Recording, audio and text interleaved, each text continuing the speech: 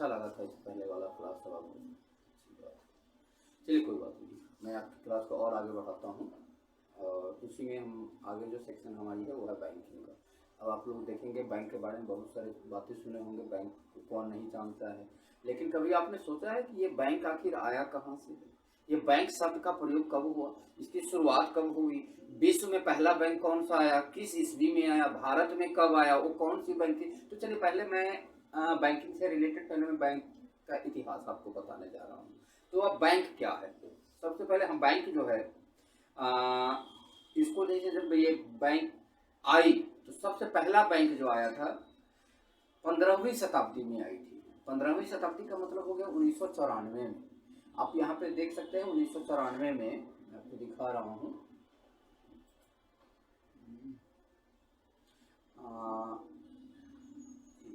Colour में कौन सा ले लूँ, रेड वाला ले लेते हैं, ठीक है। तो आप देख सकते हैं तो ये पहली बैंक जो आई थी वर्ल्ड बैंक। बैंक को मैंने दो भागों में बांट दिया है, ये आप देख सकते हैं, एक वर्ल्ड बैंक और एक इंडियन बैंक। तो वर्ल्ड में जो पहला बैंक आया था वो है आपका मेडिसी बैंक करके आया था, मेडिसाई बैंक, और इसकी स्थापना 1994 में हुई थी। तो मैंने बताया था आपको कि ये 15वीं शताब्दी में ये आ गई थी। लेकिन हमारे इंडिया में जो पहला बैंक की जो स्थापना हुई थी वो हुई थी 1770 ईस्वी में, मतलब 18वीं शताब्दी में, आप देख सकते हैं, ठीक है। और जो पहला बैंक था वो था बैंक ऑफ हिंदुस्तान। कि हमारा देश पहले हिंदुस्तान के नाम से जाना जाता था, हिंदुस्तान मतलब हिंदुओं का स्थान, ठीक है। तो पहला बैंक यही है, याद कर लेंगे। अगर एग्जाम में आपको जैसे ऑब्जेक्टिव एक नंबर के क्वेश्चन में आपको पूछा जा सकता है कि यहाँ पे दो क्वेश्चन आपके बनते हैं। पहला क्वेश्चन बन जाता है कि भारत में बैंकों की शुरुआत कब हुई थी, यानी भारत की पहली बैंक की स्थापना कब हुई। तो हम कह सकते हैं कि भारत में बैंकों की शुरुआत जो है ना वो 18वीं शताब्दी में हुई थी, ठीक है। और पहला बैंक जो था वह है बैंक ऑफ हिंदुस्तान, ठीक है। अब यहाँ पर हम थोड़ा सा और देख लेते हैं कि 1 जनवरी, भारत की मैं बात कर रहा हूँ, 1 जनवरी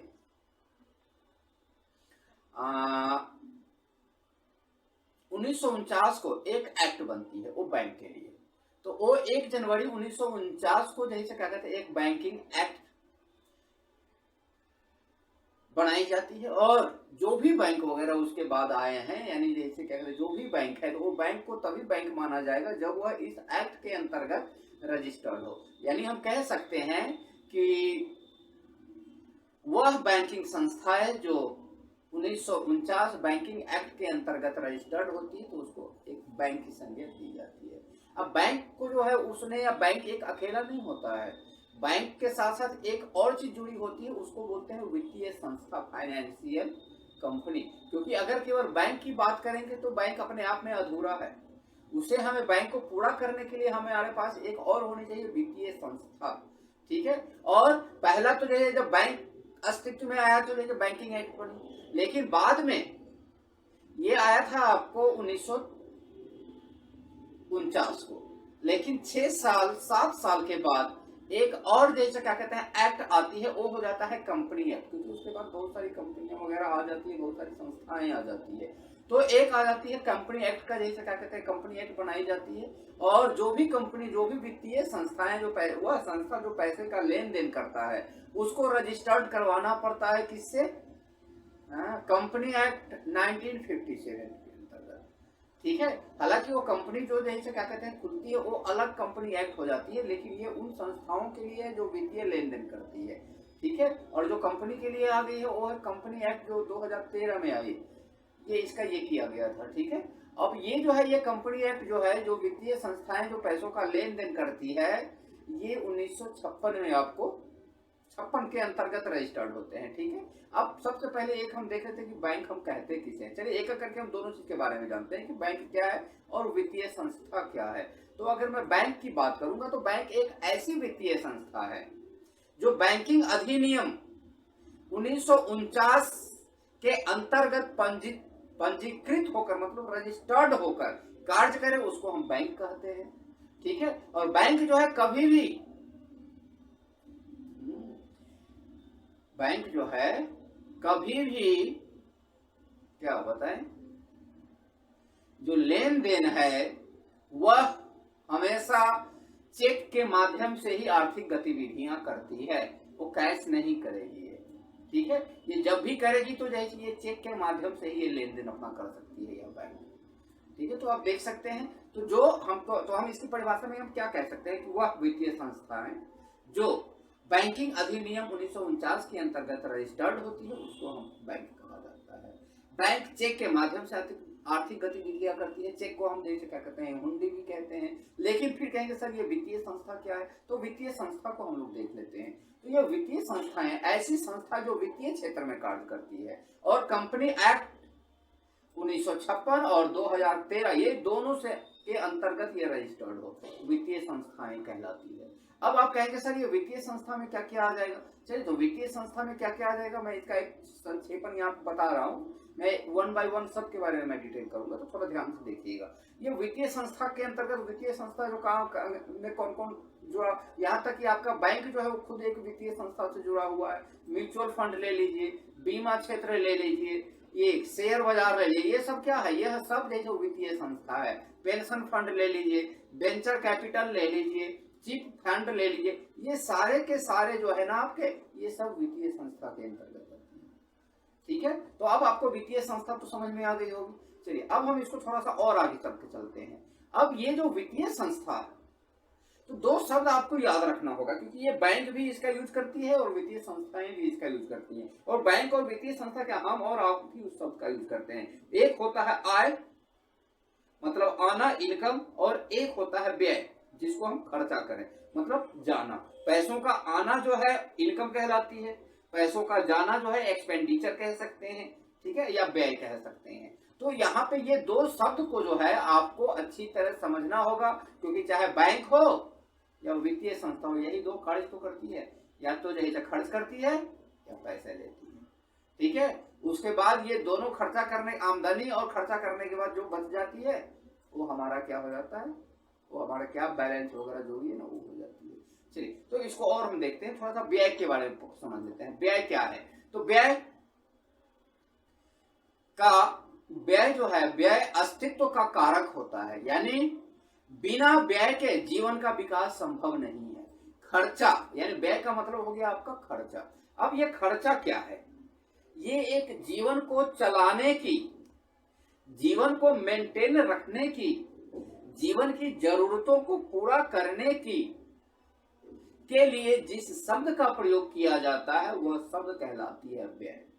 और अगर हम व्यय ना करें तो हमारा जीवन जो है संभव नहीं है। खासकर आज के परिवेश में, मैं प्रागैतिहासिक काल की बात नहीं करता हूँ कि उस समय जैसे व्यय और आय नहीं था, ठीक है। तो आप लोग केवल जैसे क्या कहते हैं अभी की बात कर लेंगे, क्योंकि आप लोग स्टूडेंट आज के हैं, प्रागैतिहासिक काल के स्टूडेंट नहीं है। अगर प्रागैतिहासिक काल के स्टूडेंट रहते तो आगे पढ़ने की जरूरत ही नहीं होती। 10 को जैसे शिकार करके ले आते, चलिए आपको जैसे क्या कहते हैं वो नौकरी मिल जाती। तो यहाँ व्यय जो है वह क्या है, एक कारक है, ठीक है। और इसके बिना जीवन का विकास संभव नहीं है। आज तक पता है कि कोई भी, चाहे व्यक्ति हो, समाज हो, या संस्था हो, या कंपनी हो, बिना खर्चा किए हुए विकास किया है। एक सरकार भी बनती है तो उसमें कितने सारे खर्च होते हैं, ठीक है। तो व्यय के लिए माध्यम जो है दो तरह का होता है। आखिर हम खर्चा तो करेंगे तो कहां से करेंगे, तो खर्चा करने के लिए हमारे पास कुछ तो सोर्सेस होना चाहिए। तो दो स्रोत होते हैं, एक होता है रोजगार, दूसरा होता है स्वरोजगार। ये दो, रोजगार मतलब जब हम किसी के यहाँ नौकरी करते हैं और नौकरी करने के एवज में उसका जो हम काम कर देते हैं, उसके एवज में, उसके बदले में जो हमें प्राप्त होती है वह जैसे क्या कहते हैं, तो वो उसको हम रोजगार कहेंगे। और स्वरोजगार, हम खुद अपना पूंजी लगाकर पैसे कमाने के लिए खुद से अपना रोजगार शुरू करेंगे, वो स्वरोजगार हो जाएगा। लेकिन सभी लोगों के पास ना तो रोजगार ही होते हैं और ना ही स्वरोजगार ही होता है। बहुत से ऐसे भी लोग हैं आज के डेट में, उनके पास नौकरी नहीं है, ना ही उसके पास कोई जैसे व्यवसाय अपना कुछ है। तो फिर ऐसी स्थिति में क्या होगा, हमारी जो आर्थिक के जरूरतें हैं, हमारी जो आवश्यकता है, उसकी पूर्ति कैसे होगा। अब इसकी पूर्ति के लिए, इसकी पूर्ति के लिए ही तो जैसे ये बैंक का जैसे ये निर्माण किया गया, बैंक बनाया गया, और इसी के ढांचे का प्रमुख भाग जो होता है वो होता है बैंक।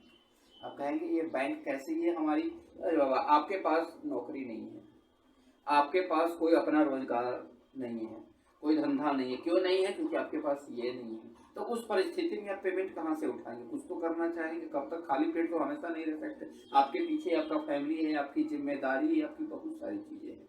तो इसको पूर्ति कहाँ से करेंगे? तो अरे हमारे पास कुछ मनी आ जाए तो हम अपना कुछ शुरू कर ले या कुछ ऐसा कर ले, तो उसके लिए मनी चाहिए। और मनी कौन देगा आपको? मनी जो है आपको कौन देगा? तो बैंक देगा। तो बैंक यही करता है ना कि इस चीज को पूरा करने के लिए वो बैंकों की स्थापना किया गया है और बैंक आप उसी चीज को पूरा करता है। देखते होंगे आपको गाड़ी खरीदना है, कार लोन, बाइक खरीदना है, बाइक लोन, घर लेना है, घर लोन, हाउस लोन है। ये बहुत तरह के लोन है। ये सबको एक एक करके हम लोग आगे पढ़ेंगे। तो मोटा मोटी मुझे लगता है बैंक आपको समझ, अब आप बैंक आपको पैसे देगी तभी तो आप व्यय करेंगे। व्यय नहीं करेंगे तो आपको पैसे लेने की जरूरत ही नहीं है। ठीक है, तो मैं समझता हूँ कि व्यय आपको समझ में आ गई होगी। दूसरा होता है आय। आय मतलब इनकम। इसको जैसे क्या कहते हैं, अपने भाषा में इनकम कह सकते हैं, लेकिन बैंक के भाषा में उसको रिसिप्ट कहते हैं। ठीक है, अब व्यय के लिए जो क्या करना होगा कि हमें संसाधन जुटाने होंगे। अगर हमें खर्च करना है तो खर्चा करने से पहले हमें पेमेंट का व्यवस्था करना होगा, पैसे का व्यवस्था करना होगा, उस वस्तु का व्यवस्था करना होगा जिससे कि हम विनिमय कर सके, जिससे कि हम कुछ चीजें को हम हासिल कर सके। अगर वो चीज नहीं है तो हम वो नहीं कर पाएंगे, तो हम व्यय भी नहीं कर पाएंगे। ठीक है, तो व्यय के लिए संसाधन जुटाने की जो योग्यता होती है उसी को तो आय कहते हैं। हमें बच्चे का एडमिशन करवाना है। अब ये बच्चे का एडमिशन करवाना है, हम चले गए किसी बड़े इंस्टीट्यूट या बड़े कॉलेज में, वहां पे 10 लाख 20 लाख 50 लाख रुपए की डिमांड होगी। तो हम ऐसे केवल बच्चे को लेके जाएंगे तो एडमिशन होगा, उसका नामांकन हो सकता है? बिल्कुल नहीं होगा। तो उसके लिए हमें क्या करना होगा? जाने से पहले हमें उस संसाधन को पूरा करना होगा। उससे पहले हमें इंक्वायरी करना पड़ेगा कि अगर हम अपने बच्चे को फलाना स्कूल में नाम लिखाना चाहते हैं तो उसके क्या खर्चे आएंगे। उसके खर्चे आएंगे तो उसके अनुरूप उसके आगे पीछे लेकर हम व्यवस्था करके जाएंगे यहाँ से, तब जाकर वहां पे हम सफल हो पाते हैं, अन्यथा नहीं। और आय जो है, आय तो आय तो समझा रही किसको कहेंगे? संसाधन जुटाने की जो क्षमताएं होती है, जो योग्यता होती है, आय कहलाती है। अब आय जो होती है वो दो तरीके से अर्जित की जा सकती है। अतः हम इसको कह सकते हैं आय के दो प्रकार होते हैं। देख सकते हैं आय, there are two kinds of income. First हो जाता है प्राथमिक और सेकेंड हो जाता है द्वितीयक आय, उसको कहते हैं। यानी एक हो जाएगा प्राथमिक आय और दूसरा हो जाता है द्वितीयक आय। अब ये क्या है? प्राथमिक आय क्या है? अरे बाबा, अगर आपके पास अपना रोजगार है, अपनी जैसे या फिर नौकरी है, तो अब तो डायरेक्ट पैसा आपके पास आ रही है। तो ये जो हो जाती है, तो इसको हम ऐसे इस तरीके से पैसे कमाने की जो प्रथाएं हैं वो प्राथमिक आय के अंतर्गत आती है, यानी प्राइमरी इनकम। और दूसरा हो जाता है कि अगर आपके पास ये दोनों में से कुछ ना है, तो फिर हम क्या करेंगे? किसी से लोन लेंगे, किसी से उधार लेंगे। तो वही बाजार उधारी जो है ना आपका, ये द्वितीय आय में आ जाती है। तो किसी से कर्जा ले लिए, किसी से लोन ले लिए, जमीन बेचकर कुछ कर लिए, तो ये जो है ना, इसको हम बाजारी लोग कहते हैं, इसको द्वितीय आय कहेंगे।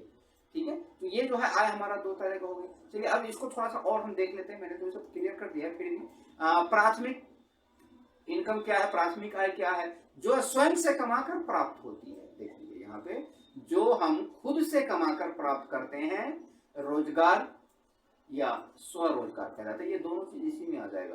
तो फिर द्वितीय आय क्या होगी? प्राप्तियां, मैं पहले ही बताया था, प्राप्तियां मतलब रिसिप्ट, रिसिप्ट मतलब इनकम।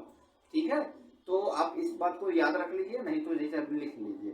तो ये द्वितीय आय जो है, द्वितीय इनकम जो है, सेकेंडरी इनकम जो है, ऐसी आय, ऐसी इनकम जो बाजार से उधारी लेकर, कर्ज लेकर, ब्याज से लेकर प्राप्त होती है। इसके लिए बैंकों की वित्तीय संस्थाओं की भी आवश्यकता होती है। अब जितनी बड़ी मात्रा में हमें इनका क्या कहते हैं लोन की जरूरत है, उतनी बड़ी मात्रा, उतना बड़ा आपको बैंक देखना पड़ेगा, उतना बड़ा आपको वित्तीय संस्था देखनी पड़ेगी। ठीक है, अब आप कहेंगे कि सर ये वित्तीय संस्था, वित्तीय, पहले ये वित्त क्या है? तो वित्त मतलब फाइनेंस होता है। मैं इसको भी क्लियर कर देता हूँ, यहाँ पे देख सकते हैं। तो चलिए आगे अगला जो हम लोग ये ध्यान देने जा रहे हैं वो है वित्त। वित्त क्या है? तभी तो हम वित्तीय संस्था पढ़ेंगे ना। तो आय, वित्त उसको कहते हैं जिसके पास आय के उपयोग का अधिकार मिलता है, उसको वित्त कहलाता है, मतलब फाइनेंस कहलाता है। मतलब आपको अगर खर्चा करने का अधिकार मिल जाए तो आप वित्त कहलाएंगे। अब हमारे देश में कौन है? वित्त मंत्री का नाम जरूर सुने होंगे, यही फाइनेंस मिनिस्टर। फाइनेंस मिनिस्टर इसको क्यों कहा गया है?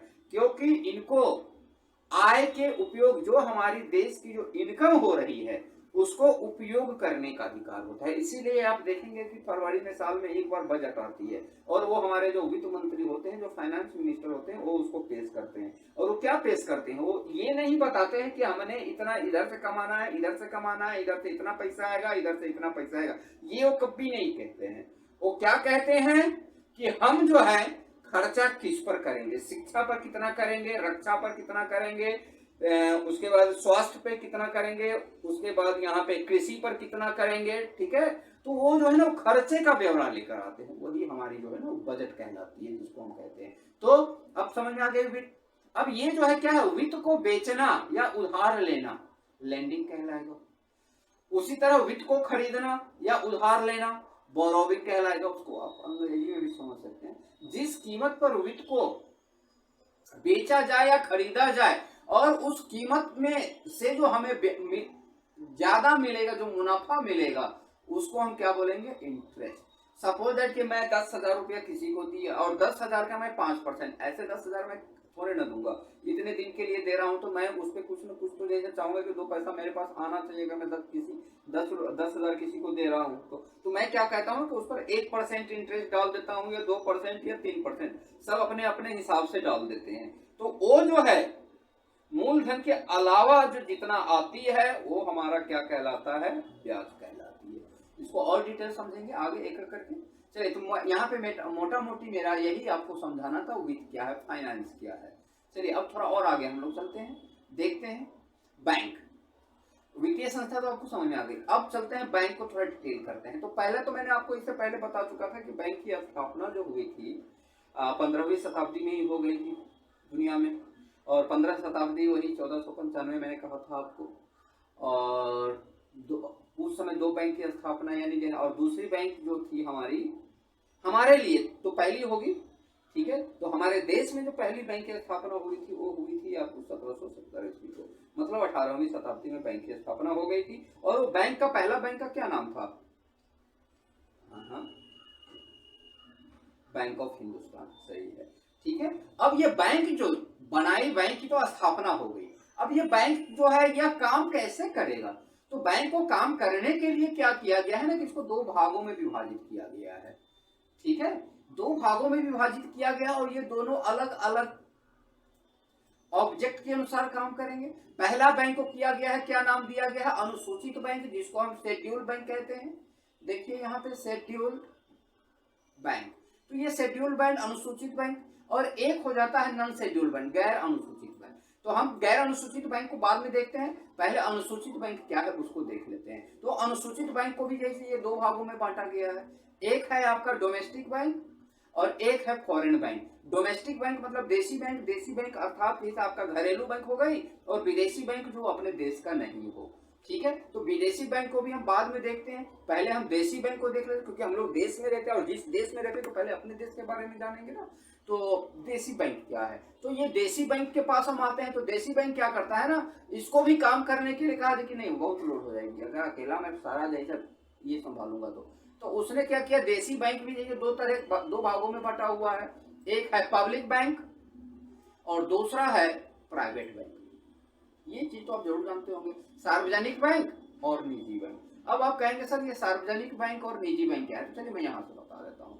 पब्लिक बैंक आप सीधा लीजिए नहीं, सरकारी बैंक। पब्लिक का मतलब क्या होगा? जो पब्लिक के लिए हो। निजी जो प्राइवेट बैंक हो, यानी जिसपे सरकार का वर्चस्व हो वो प्राइवेट सार्वजनिक बैंक हो जाएगा, और जिसपे किसी संस्था या व्यक्ति का वर्चस्व हो वो निजी बैंक हो जाएगी। इस सब के बारे में मैं और डिटेल करूंगा आगे, अभी चलते जाइए, केवल देखते जाइए बैंक कहाँ से कौन कौन सी बैंकें आती है।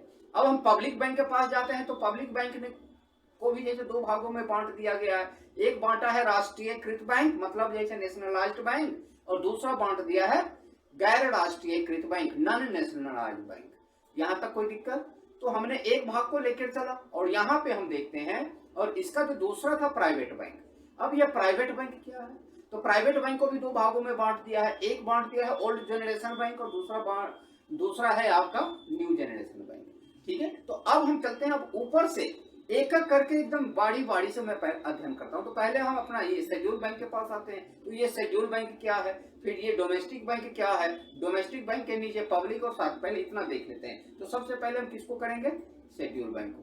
तो चलिए हम लोग शेड्यूल बैंक में आते हैं। चलिए आप देख सकते हैं यहाँ पे शेड्यूल बैंक, अनुसूचित बैंक। अनुसूचित बैंक किसे कहा जाता है, ऐसे बैंक जो आरबीआई के एक्ट 1934 की दूसरी सूची में शामिल हो। RBI reserve bank of India act 1934 is present in the second list according to Act 1934। Clear है, ऐसे बैंक जो आरबीआई एक्ट 1934 की दूसरी सूची में शामिल है, आरबीआई के अनुसार वह कार्य है जैसे सभी देशों में देशी और विदेशी बैंक होते हैं, और इन सभी बैंकों को क्या होता है ना कि आरबीआई के निर्देश को मानना ही होता है। नहीं मानेगा शेड्यूल बैंक के अंतर्गत नहीं आएगा। तो सबसे पहले तो हमें क्लियर हो गया कि ये शेड्यूल बैंक क्या है। तो आरबीआई एक्ट 1934 के दूसरी सूची में शामिल जो भी बैंक होगा वह शेड्यूल बैंक कहलाएगा। अब दूसरा बैंक था हमारा नॉन शेड्यूल बैंक। ठीक है, मतलब अनुसूचित और गैर अनुसूचित बैंक, गैर अनुसूचित बैंक। ठीक है, अब यहाँ पे देखते हैं कि नए गैर अनुसूचित बैंक क्या है।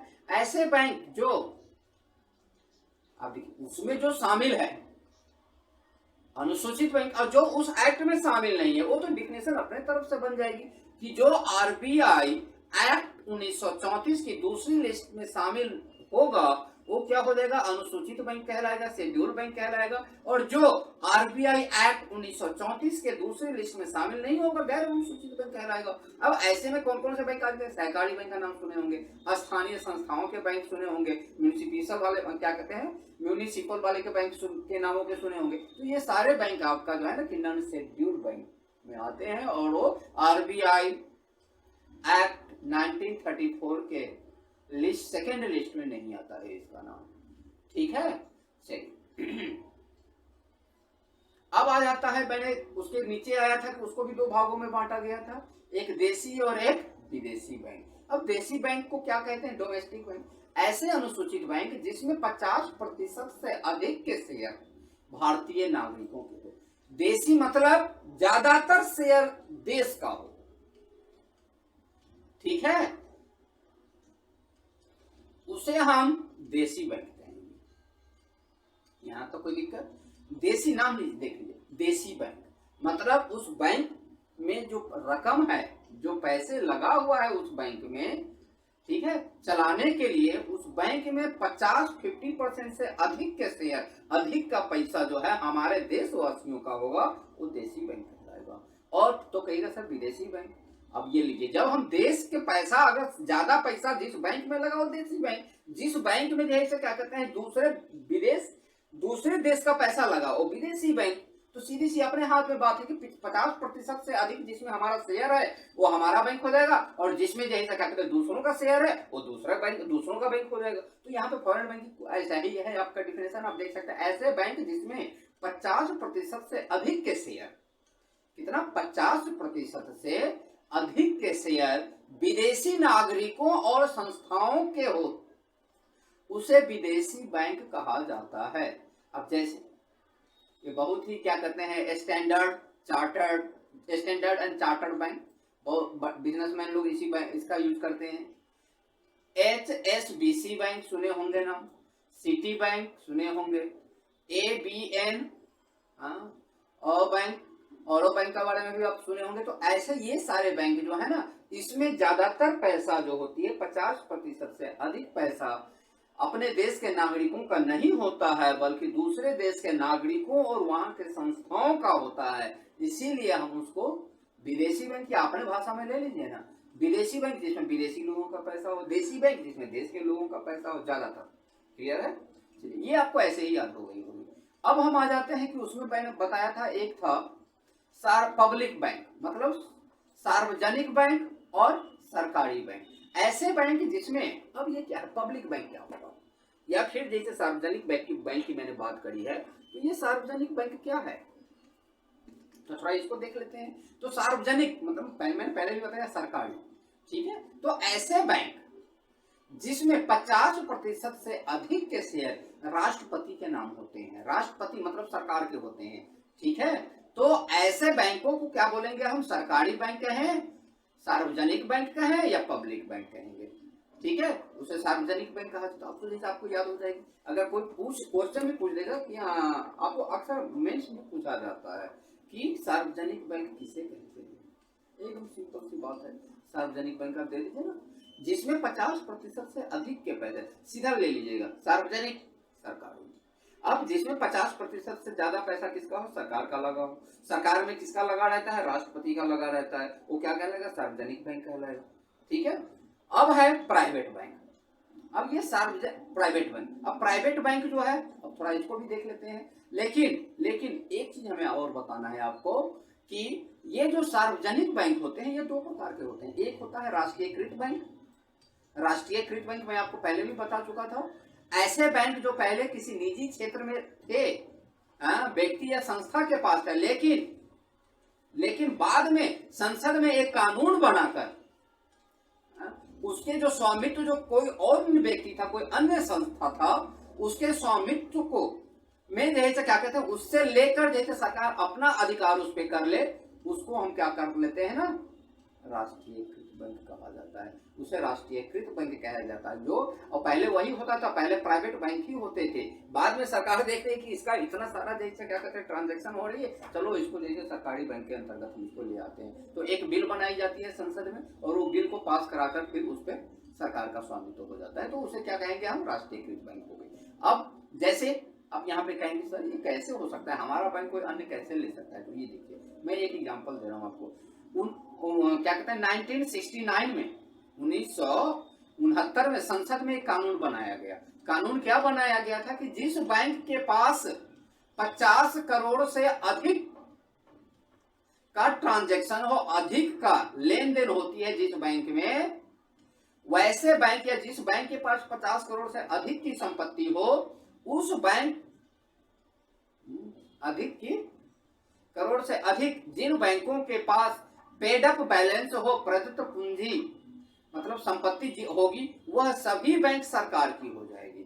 और उस समय यह बिल पास किया गया था 1969 में, और इसके अंतर्गत, इस नियम के अंतर्गत कितने बैंक आ गए थे, इसमें सरकारी बैंक हो गए थे 14 ऐसे बैंक थे जो सरकार के हो गए।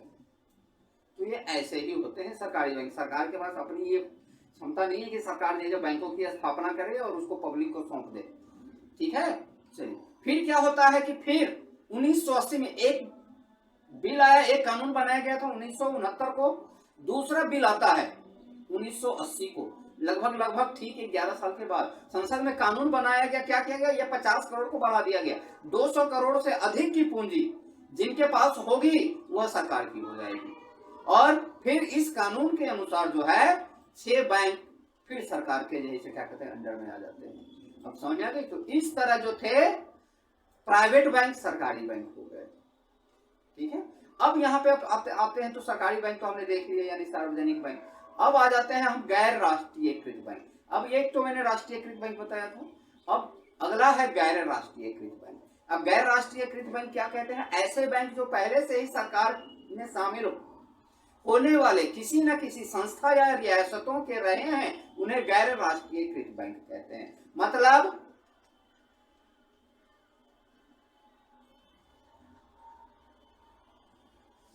अब यहाँ पे देखेंगे जो पहले से ही किसी न किसी सरकार के अंतर्गत काम हो। अब जैसे कि अलग अलग स्टेट का ले लीजिए ना, अब उस समय क्या था, ये देखेंगे bank of Bengal, bank of Bombay, bank of Madras. तो ये क्या किया गया था, ये तीनों बैंक को, ये 3 बैंक है, ये तीनों बैंक को मिलाकर एक बैंक 1921 में कर दिया गया था, और इसका नाम जो था bank of Bengal, bank of Bombay या मद्रास, ये सबको मिलाकर एक नाम आ गई थी इंपीरियल बैंक, ठीक है। तो ये किस श्रेणी में आ जाएंगे, ये हमारा गैर राष्ट्रीयकृत बैंक के श्रेणी में आ जाएंगे। अब जैसे वर्तमान में जो है ना, इसी का एग्जांपल आप ले लीजिए, एसबीआई स्टेट